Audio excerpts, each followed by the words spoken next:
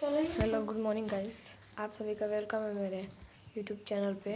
आज हम आप लोगों को बताएंगे कि आप अपना व्हाट्सएप का नाम कैसे बदल सकते हैं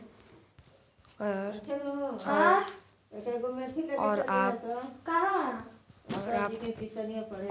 जैसे मैं बताऊंगा आप वैसे ही करिएगा और जल्दी से जल्दी लाइक, जल्दी से जल्दी शेयर और सब्सक्राइब कीजिएगा।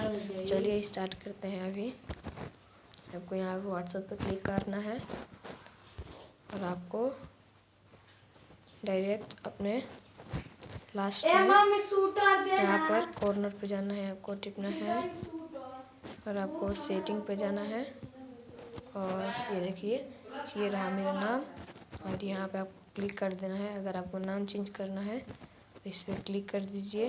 अभी आपके सामने ऐसा आएगा तो अभी आप नाम डाल दीजिए।